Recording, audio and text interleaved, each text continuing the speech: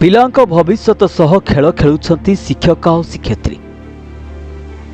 मध्याह्न भोजन नारे दिया जाउची जहर। सतरे आपण ए चित्र देखिले मने करि परिबे आ विश्वास भी करि परिबे। आपण भाबिबे कौन खाद्य रे विष दिया जाउची। सतरे ए खाद्य देखिले आपण भी आश्चर्य होइछिबे। खाद्यरु बाहरुछि कुड़ कुड़ धला धला पोक एवं कुंभ निद्रा रे सुइचंती खुर्दा शिक्षा अधिकारी एवं बीओ। खुर्दा ब्लॉक अंतर्गत सरकारी उच्च विद्यालय बंगीदा ठारे शिक्षक शिक्षयित्री मानकर अवहेला छात्र छात्री मानक भविष्यत सह अंधकार आड़कू ठेली दौरान एवं 28/11/2024 गुरुवार दिन विद्यालय समस्त छात्र छात्री मध्याह्न भोजन त्याग करिसेंती। कारण शुणिले आपण भी होइजिबे आश्चर्य। कारण विद्यालय खाद्यरु कुड़ कुड़ धलापोक बाहरिबारु छात्र छात्री माने एपरि निष्पत्ति नेबाकू बाध्य होइछंती। एही मध्याह्न भोजन आगरू भी बहुत थर एपरि पोक बाहरुथिबार देखिबाकू मिलिथिला आ अभियोग होई आसीछि, किंतु कौनसी सुफल मिली नाही। किंतु गुरुवार दिन विद्यालय समस्त छात्र छात्री मध्याह्न भोजन को त्याग करिबारु बहु परिमाणर खाद्य नष्ट होइछि। एहार दायी कि जनसाधारण रे एहा चर्चा हेउछि। सरकारଙ୍କର एते सब सुविधा थाई मध्य आज छात्र छात्री माने पोक सालबालु मध्याह्न भोजन खाउछंती।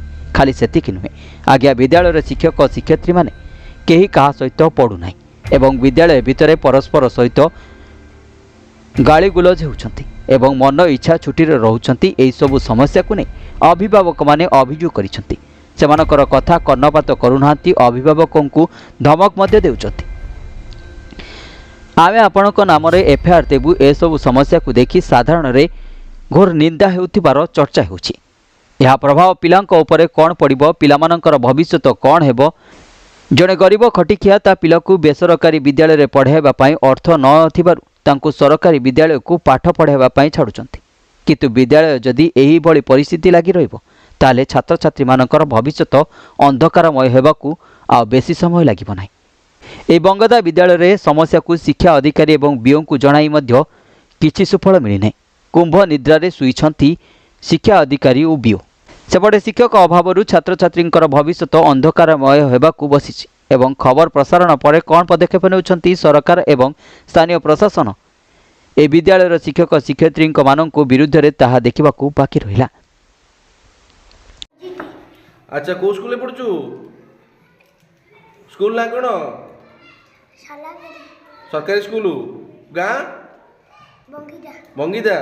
तू आज स्कूल भात खाइछु? घरे खाई गलु कहीं पोक पड़ुची खाद्य रे? खाद्य रे कौन भल खाद्य दउछंदी? कौन बाहरची पोक बाहरची? को क्लास पढ़छ जी? कहीं खाइन धला धला पोक बाहरची? एटा केबेठु हलानी? केबेठु होउची? Bureau report news India.